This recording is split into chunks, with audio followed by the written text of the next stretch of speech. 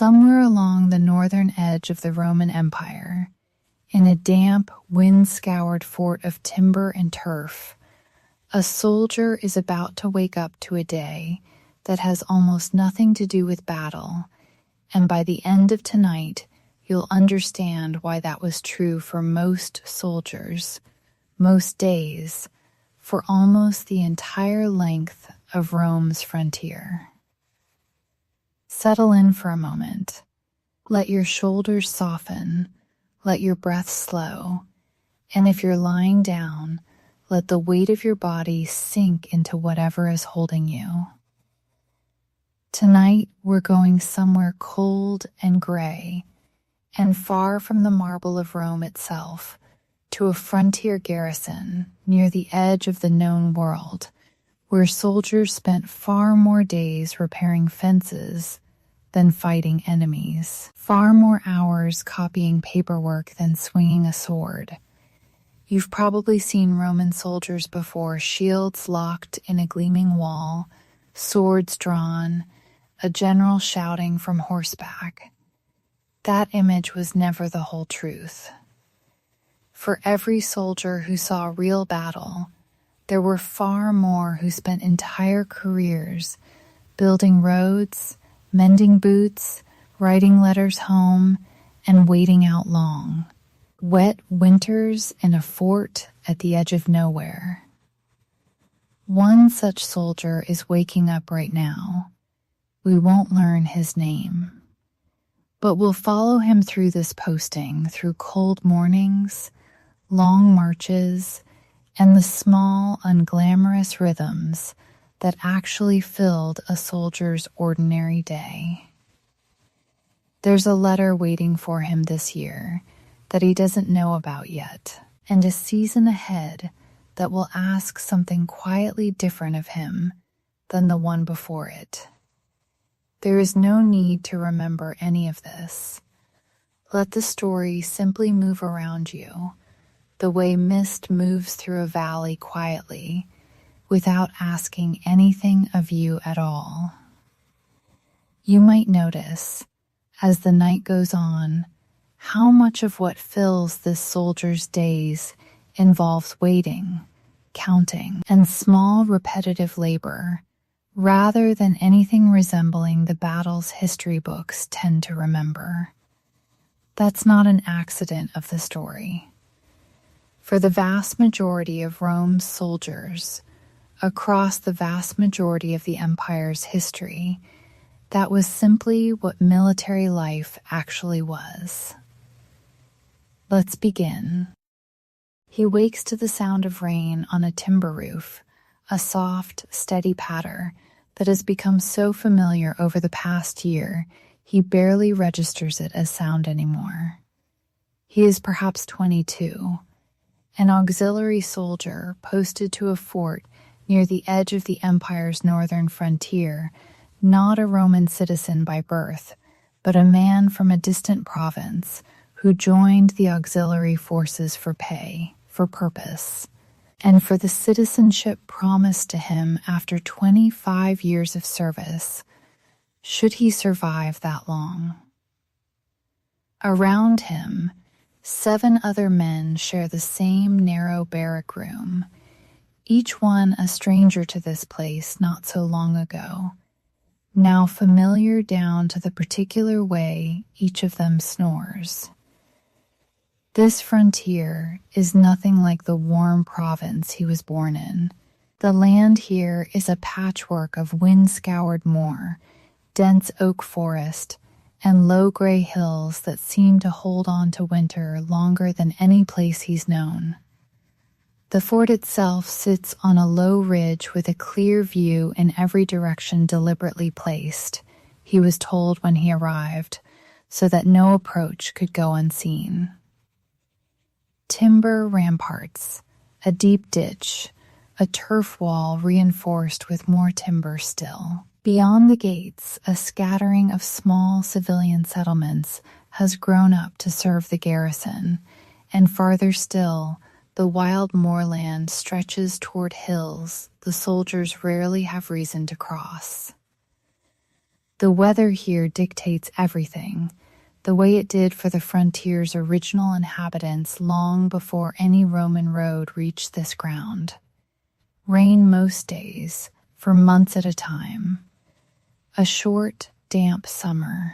A winter with a particular kind of cold that gets into the joints and stays there.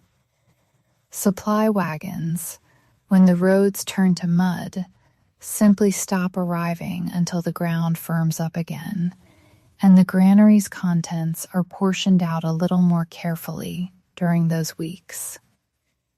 The fort itself follows the same standardized design used across the empire's frontiers. Wherever legions and auxiliary units happen to be posted, a rectangular layout with the headquarters building at its center, barracks arranged in neat rows, granaries built on raised stone footings to keep the grain dry and free of vermin. The soldier finds a strange comfort in this uniformity. A man transferred from a fort on the Rhine frontier to one clear across the empire could find his way to the latrines in the dark on his very first night, simply because every fort followed the same basic plan. It's one of the quieter, less celebrated feats of the whole military system, a kind of architectural language every soldier learns to read without ever being taught it directly. Beyond the ramparts, the native population of the region regards the fort with a complicated mix of resentment, dependence, and simple pragmatism. Some trade with the garrison regularly, supplying grain, leather, and labor in exchange for coin that circulates nowhere else quite so reliably in this part of the frontier. Others keep their distance entirely, farming land their families worked long before any Roman road was ever surveyed through it. The soldier has learned, slowly, to tell the difference between a farmer simply minding his own business and one deliberately avoiding the fort's gaze, though he still isn't always certain he reads it correctly. He remembers his first week here with a clarity the rest of the year has mostly blurred together the strange, unfamiliar birdsong at dawn, a language spoken in the nearby settlement that shared almost nothing with his own. The particular ache of muscles, unused to this climate's damp cold, seeping into joints that had never known anything but warm, dry summers before. A year in, most of that strangeness has worn away into simple familiarity, though every so often, usually on the coldest, grayest mornings, some small piece of it resurfaces unexpectedly, and he remembers briefly just how far from everything he's actually come. There is something the soldier doesn't yet know, lying in his bunk listening to the rain. Before the year is out, he will be chosen for a task well outside his usual duties, one that will take him farther from this fort than he has been since he first arrived, and it will begin, of all things, with a piece of paperwork he currently finds almost unbearably tedious.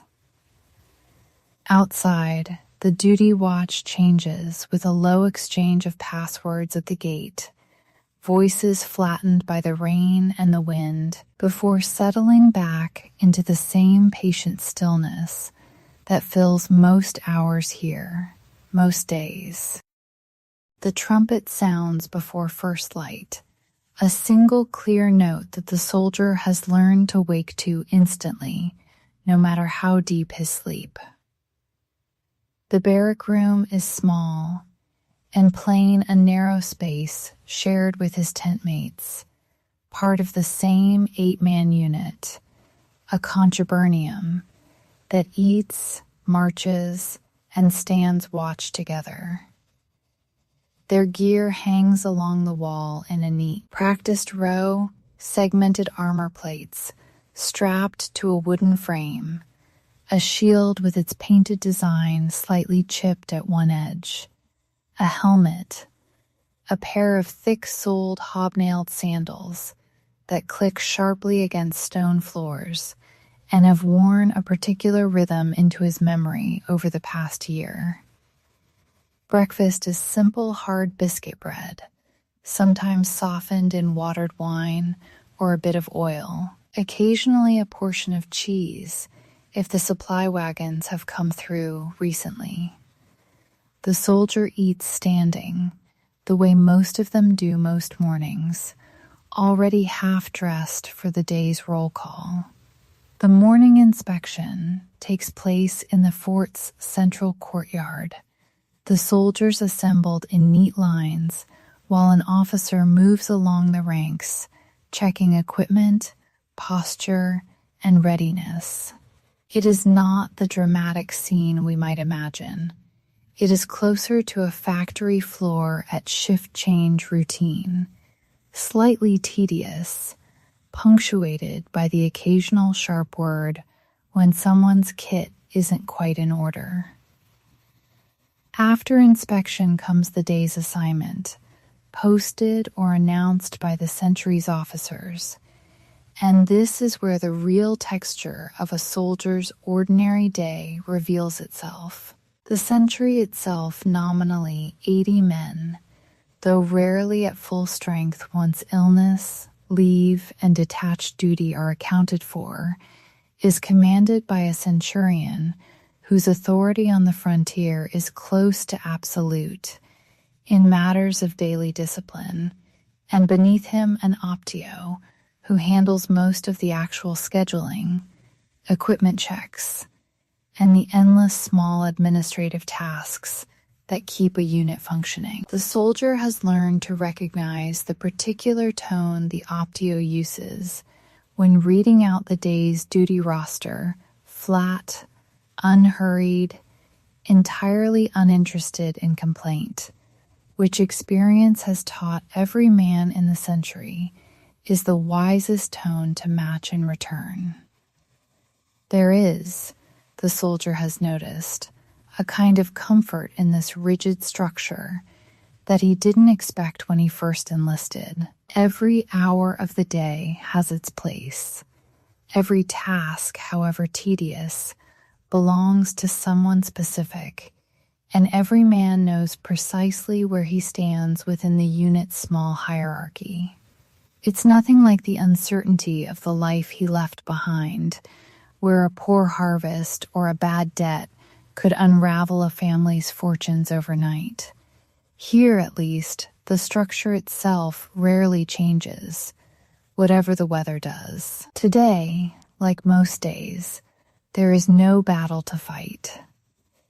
There is a section of rampart that needs repair after last week's storm, latrines that need cleaning on a rotating duty roster nobody particularly enjoys, and a supply inventory that needs counting and recording by someone who can actually write a skill this particular soldier happens to have, learned slowly and with some difficulty from an older comrade over his first winter here. It would surprise most people today how much of a Roman soldier's actual training and daily labor had nothing to do with combat at all.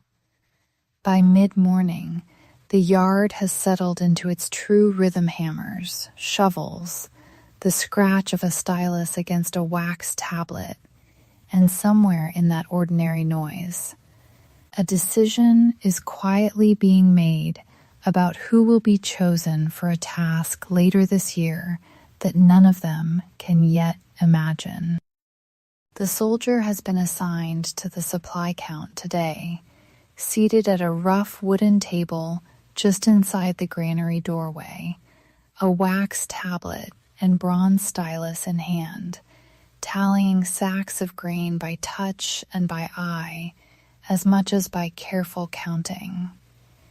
It's not the life he pictured when he first signed his name, or rather, made his mark, since writing was still new to him then, to the enlistment record. He remembers the sacramentum, the oath sworn before the unit's standards on the day he joined, a ceremony that felt enormous at the time, and has since folded quietly into the background of a much less dramatic daily existence.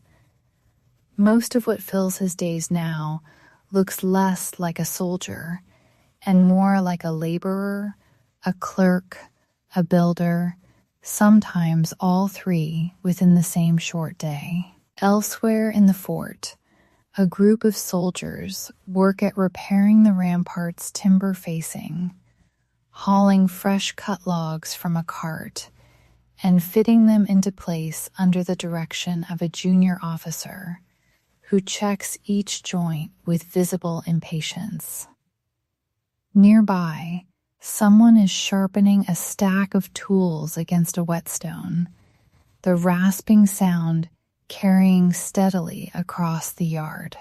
In the workshop, an armorer repairs a dented shield boss, the metal ringing with each careful strike of the hammer.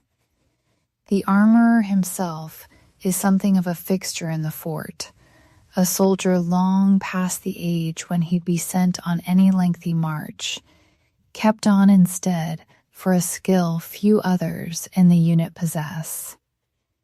He works alone most days, surrounded by the smell of hot metal and oiled leather, and younger soldiers occasionally linger near his doorway on slow afternoons, watching him work and asking questions he answers in short, practical sentences, never more than the question strictly requires.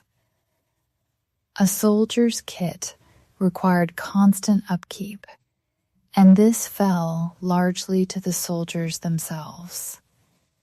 Leather straps needed oiling against the damp. Metal needed scouring against rust that crept in faster here than it ever had back home. The hobnails in a pair of sandals wore down steadily against stone and gravel and needed replacing more often than anyone would like. Pay, when it came, arrived in 3 installments across the year, and a fair portion of it was deducted before a soldier ever saw the coin for food, for equipment replacement, for a burial fund every unit maintained in case the worst happened. What remained wasn't a fortune, but it was steady in a way few civilian trades on the frontier could match, and the soldier had begun, slowly and without much fanfare, setting a small amount aside each installment toward whatever came after his eventual discharge, an idea that felt both impossibly distant and on quieter evenings, worth thinking about all the same. His closest friend among the contubernium, a slightly older soldier from a different province entirely, who has taught him most of what he knows about surviving frontier postings without complaint, works nearby mending a length of rope, occasionally muttering a joke under his breath that makes the soldier's count momentarily wrong. By midday, the tally is nearly finished, and a runner arrives from the fort's headquarters building, asking for the soldier by his unit, and ranks specifically an unusual enough occurrence that his friend raises an eyebrow before returning, without comment, to his rope. The summons, when he reaches the headquarters building, turns out to be nothing alarming, only a request to help draft a supply requisition in clearer handwriting than the officer assigned to it can manage himself. The headquarters building itself is the only structure in the fort built with any real ambition stone rather than timber in places.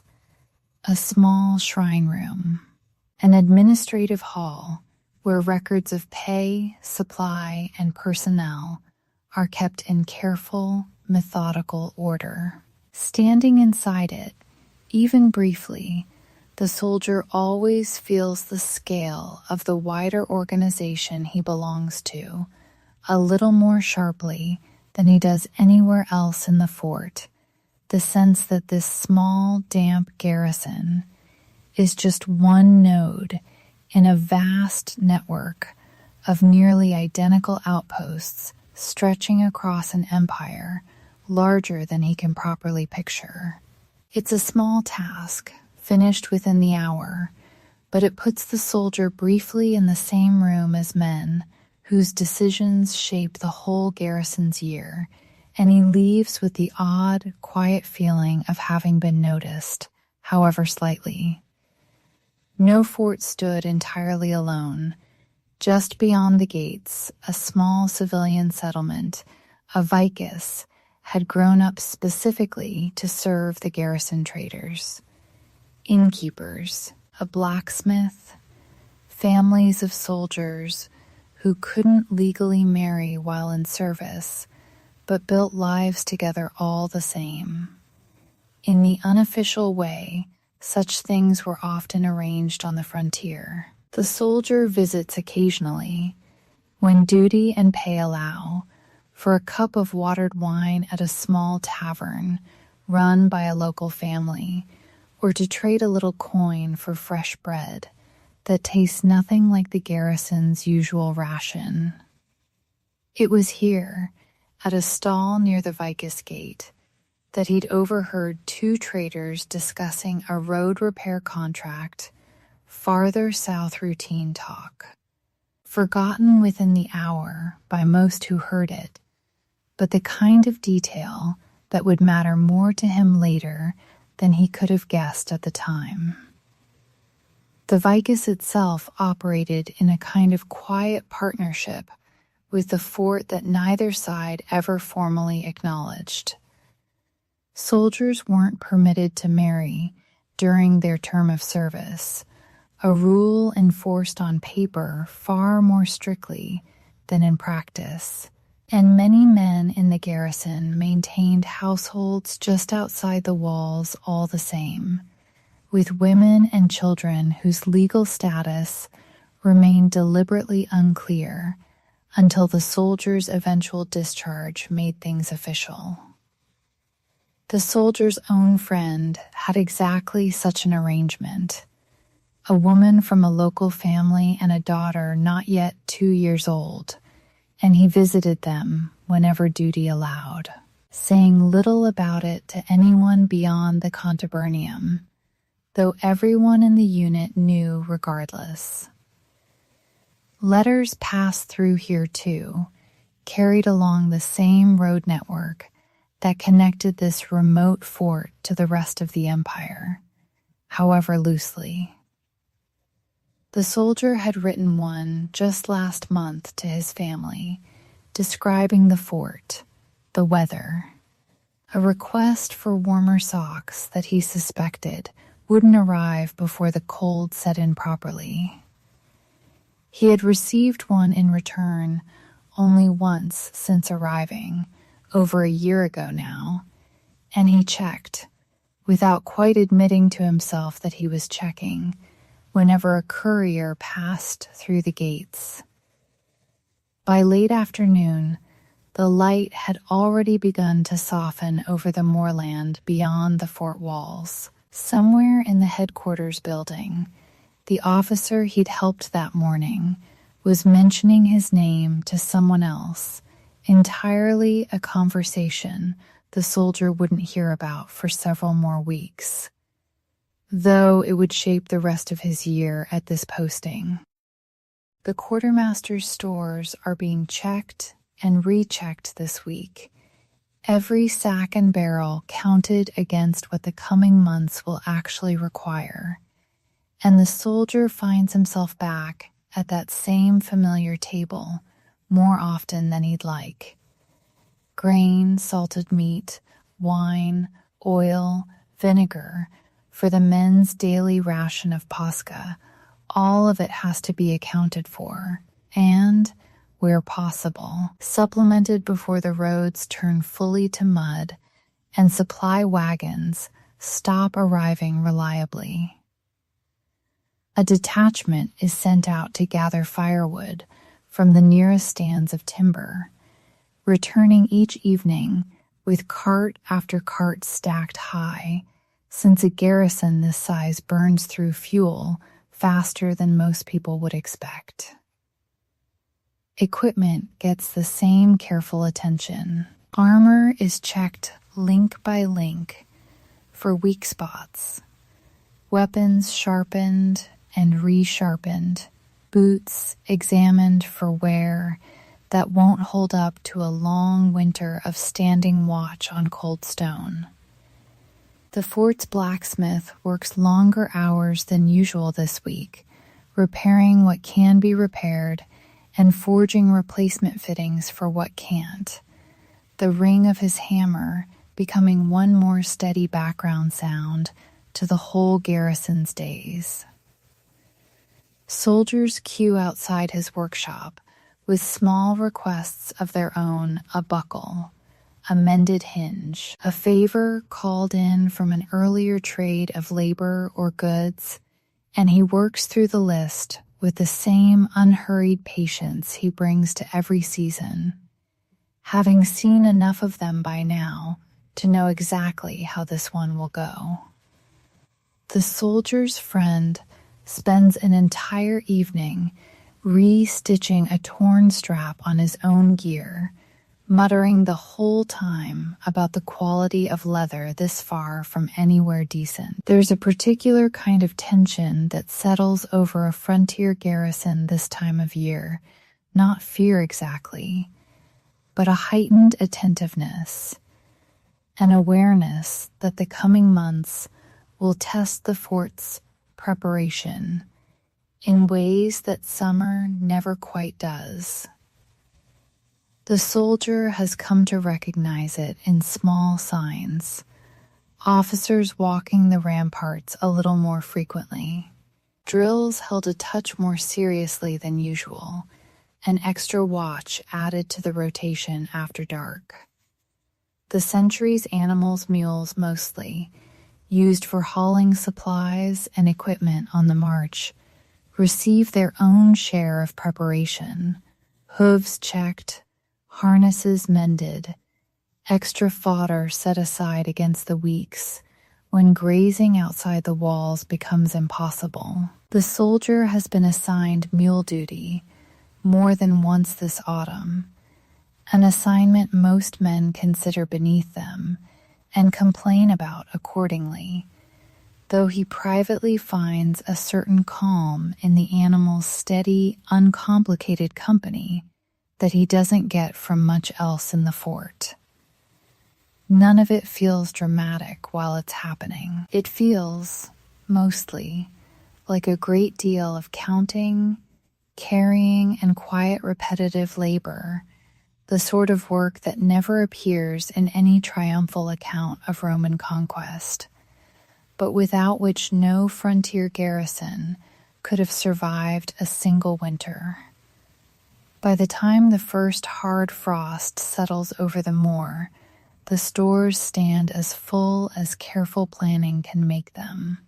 Whether it will be enough is a question the season itself will answer, in its own time. Near the fort's small shrine room, tucked into a corner of the headquarters building, the unit's standard rests upright in its place of honor, its metal discs catching what little light filters through the doorway. Roman military religion was a layered thing, part official state ceremony and part deeply personal habit. Official festivals punctuated the military calendar throughout the year, each one marked by specific rites the whole garrison observed together, sacrifices offered on behalf of the unit's welfare, ceremonies honoring the reigning emperor's household alongside the traditional gods of Rome. The soldier finds these larger ceremonies oddly comforting in their predictability, a rare break from routine that nonetheless follows its own fixed familiar pattern. The same words spoken in the same order by the same officers year after year, posting after posting, wherever in the empire a Roman garrison happens to be stationed. The unit's standards themselves were treated with something close to reverent soldiers swore their original oath before them, and losing one in battle was considered among the deepest disgraces a unit could suffer. Alongside the official gods of Rome, individual soldiers carried their own private devotions, often to household spirits from their home province, small figures or tokens kept close and rarely discussed openly. Mithraism had begun quietly spreading among soldiers on frontiers, much like this one, a religion built around secrecy, initiation, and a strong sense of brotherhood that suited military life particularly well. Whether the soldier himself had been initiated into anything of the sort is something the evidence doesn't tell us clearly, and it's probably wisest not to claim more certainty about his particular beliefs than the sources allow. What does seem likely is that belief here moved through ordinary routine rather than sitting apart in formal ceremony alone, a small gesture before a watch shift, a coin or token left near a shrine, a private word spoken before a longer journey. That evening, his friend tells him, half joking and half serious, about a soldier from a previous posting who swore that leaving an offering at the shrine before a watch shift kept the worst of the weather away. Neither of them quite believes it. Both of them, if pressed, would probably admit to doing something similar themselves, quietly, without ever calling it a prayer. There are other small rituals too, less formal than anything involving the shrine, a particular way of stepping through the barrack doorway that one man in the Contubernium insists on, a habit of touching a specific worn spot on his own shield rim that another repeats before every watch without seeming to notice he's doing it. Nobody comments on these habits directly. They exist in the same quiet category as the offering bowl left outside a farmhouse door in a household half a world away, and several centuries distant small courtesies extended toward an uncertain world, repeated so often they've long since stopped needing an explanation. Outside, the wind picks up over the ramparts, carrying with it the first real edge of the season's cold, and somewhere past the gate, an officer walks the wall a final time before the watch changes for the night. The summons comes earlier than he expected, barely 2 weeks after his morning in the headquarters building, and it's larger than the small writing task that started it. A detachment is being sent south along the frontier road to help escort a supply convoy and carry dispatches to a fort several days' march away. And the soldier, thanks to his now known handwriting and his officer's quiet recommendation, has been added to the party responsible for the paperwork. The road itself is one of the Empire's genuine marvels, even out here at its rougher edges, a firm, graded surface, built to last generations, engineered to shed rainwater rather than dissolve into it the way the older local tracks do. Building roads like this one had in fact been one of the soldier's own early tasks after first arriving at the frontier, back before he'd learned to write well enough to be trusted with paperwork instead. He remembers the layered construction, clearly a foundation of larger stones, packed gravel above it, a cambered surface on top, angled just enough to drain water toward ditches on either side. It had felt, at the time, like the least soldierly work imaginable. Marching along the finished result now, years later, he understands its value rather differently. Marching along it, the soldier can feel the difference underfoot immediately. A solid, dependable rhythm compared to the uneven ground he's used to around the fort itself. They make camp each night in the practiced, methodical way every Roman soldier learned early in training: a rectangular perimeter, a ditch and rampart raised in a matter of hours by men who have done it so many times the work barely requires conversation. The soldier's arms ache in a way they haven't in months, carrying his share of the entrenching tools alongside his usual kit, and his friend, marching beside him, tells him this is the part of soldiering nobody back home ever pictures: not the fighting, but the walking, and the digging, and the walking again. The convoy itself moves at the pace of its slowest cart, a frustration every soldier on escort duty learns to accept rather than fight. Along the way, they pass small farming settlements whose inhabitants regard the column with the same wary neutrality the soldier has grown used to seeing near his own fort, not hostile exactly, simply cautious, the kind of caution that comes from watching armed strangers pass through your land regularly enough to expect it, without ever quite trusting it. At one such settlement, an old farmer offers to sell them fresh bread at a price the optio negotiates down with what looks like genuine enjoyment, a small transaction that breaks the day's monotony more than anything else has. On the third day, they pass a milestone marker, carved with distances to towns whose names mean little to the soldier personally, but which mark, in their own quiet way, just how far this road actually reaches, connecting this damp northern frontier all the way back, link by link, to Rome itself, a city he has never seen and likely never will.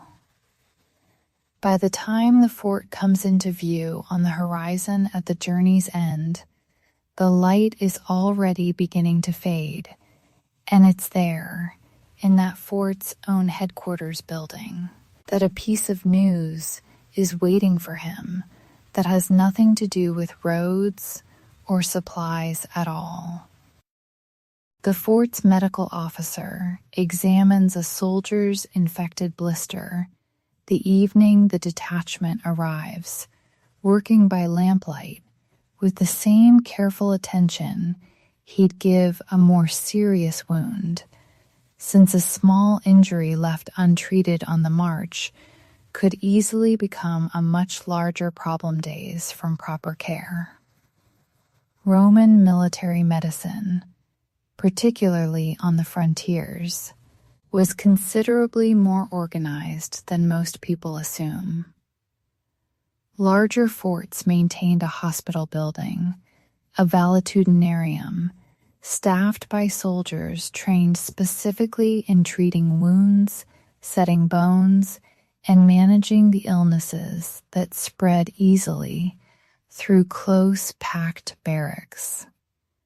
The building itself, when the soldier has had occasion to visit it, is arranged around a central corridor with small individual rooms branching off it, a design meant to keep the sick or wounded separated where possible, rather than crowded together the way the barracks are. It's a detail he's always found strangely reassuring. The sense that even here, at the edge of the world, someone had thought carefully about how best to care for a soldier who couldn't yet care for himself. Basic surgical tools have been found at sites like this one: scalpels, forceps, needles, evidence of a genuine, practical medical tradition rather than mere folk remedy. Common ailments here were rarely dramatic: chapped skin from constant damp, digestive troubles from poor water, or spoiled rations. The occasional broken bone from a training accident or a fall on wet stone. Serious battle wounds for a soldier posted somewhere this quiet were the exception rather than the rule, though, when they did occur. The same medical staff who treated blisters and fevers were expected to manage them too. The medical officer himself, a quiet, precise man who rarely speaks more than necessary, keeps a small collection of remedies alongside his surgical instruments: willow bark for fever and pain, various preparations for wounds, a salve the soldier has used himself more than once for the chapped, cracked skin that comes with a frontier winter. Much of this knowledge traveled with the army itself, passed down through generations of military physicians, and supplemented, wherever a garrison was posted long enough, with whatever local remedies the surrounding population turned out to know as well. The soldier's friend, nursing a strained shoulder from the march, grumbles through his treatment while the medical officer works, more annoyed at the inconvenience than genuinely worried, and the soldier waits nearby, half listening, half distracted by the news he received only an hour earlier, a letter, finally waiting for him at this fort's own dispatch office, addressed in handwriting he recognizes immediately, even from across the room. He hasn't opened it yet. He tells himself it's because there hasn't been time, though in truth, he's simply waiting for a quiet moment alone to do it properly, the way he's imagined doing it more than once over the past long year. He reads it that night, by the low light of an oil lamp, seated on the edge of a borrowed bunk in a fort not his own, his friend pointedly occupied elsewhere to give him the privacy of it. The letter is shorter than he'd hoped and longer than he expected in the ways that mattered: his mother's handwriting, dictated most likely to someone else who could write more steadily than she could herself, describing a harvest, a cousin's wedding, a request that he take care of himself and write more often than he has been. She mentions, almost in passing, that his old dog has finally died, an animal he'd nearly forgotten in the daily press of frontier life, and the small detail catches him more than the larger news does, the way small things often do. He sits with that single line, the longest of anything in the letter, surprised at himself, before folding the page and starting again from the top. Nothing dramatic, nothing he couldn't have guessed at in its broad shape before opening it. And yet he sits with it for a long while after finishing, reading certain lines twice, in a way he wouldn't have predicted himself capable of feeling over a handful of ordinary sentences from home.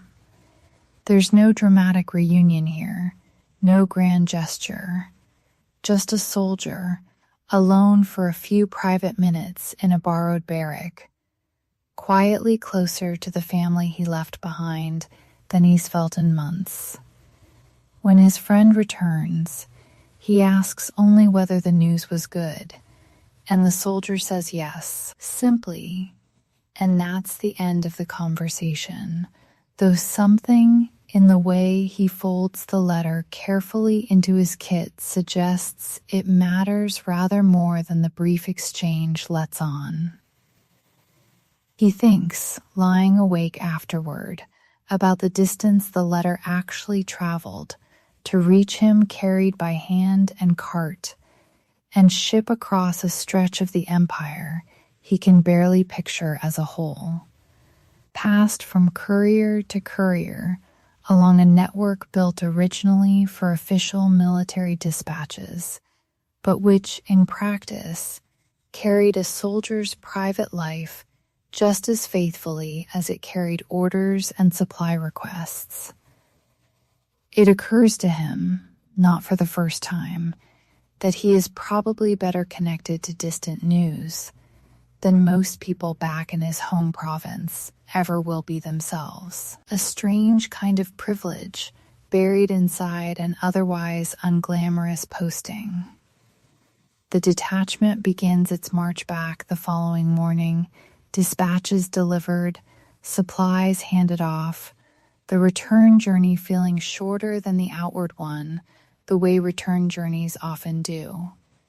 The soldier carries the letter the whole way, tucked against his chest beneath his armor, and though nobody remarks on it, his friend notices and says nothing, which is its own kind of understanding between them. By the time their own fort's ramparts come back into view, the season has turned noticeably colder, and the soldier understands, without needing to be told, that the easier half of the year is now behind him. The first hard frost of the season settles over the fort a week after the detachment's return, silvering the ramparts and turning the parade ground's mud to something briefly, deceptively solid underfoot. From here until spring, the garrison's world narrows. Patrols shorten, training moves indoors where possible, drills conducted in the shelter of the barrack halls, rather than the exposed courtyard. The soldiers' unit spends one particularly long evening simply re-oiling every piece of leather equipment they own, working by lamplight in companionable near silence, the smell of the oil thick and not unpleasant in the small closed room. It's the kind of task that would feel unbearably tedious done alone, and somehow becomes almost pleasant done together.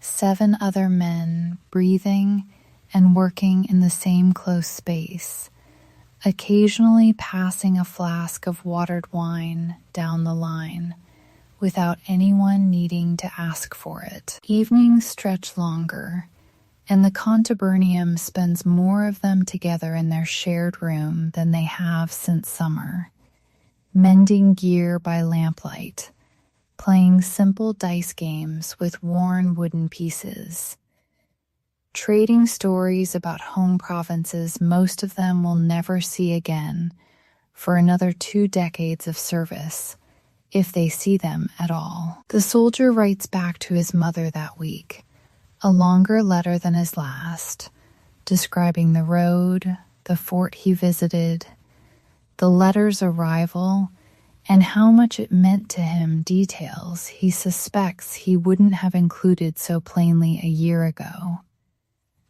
Before this particular season taught him something about the distance between here and everywhere he came from. His friend, watching him write by the same lamp they've shared all year, only nods when the soldier reads a line aloud for his opinion, and offers no correction, which the soldier takes correctly as approval. There's real comfort in the winter routine, for all its cold and confinement, a shared fire, a familiar joke repeated for the 100th time.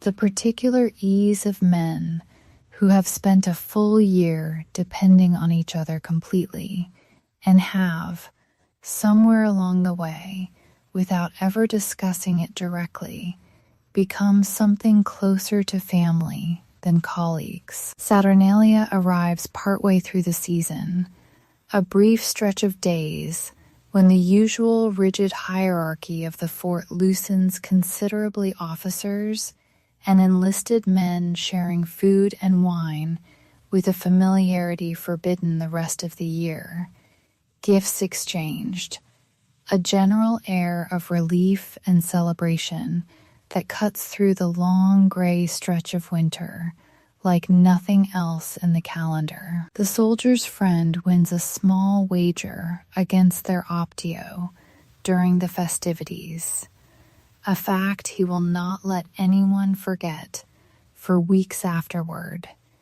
And even the centurion is seen, briefly and uncharacteristically, laughing at something over a shared cup near the headquarters fire. The soldier thinks, some nights, of the discharge diploma waiting for him decades from now if he survives his term of service. Citizenship, land, a life he can barely picture from inside a cold barrack on the edge of the world. Mostly, though, he thinks about tomorrow's watch and whether the rain will hold off, and whether there might be another letter waiting whenever the next courier finally makes it through.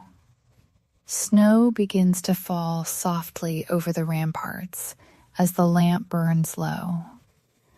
One by one, the contubernium settles toward sleep, in the same barrack room where soldiers before them settled the same way for years, and where soldiers after them will do it again. If you are still here, still listening, perhaps you are already somewhere between this frontier and your own quiet room.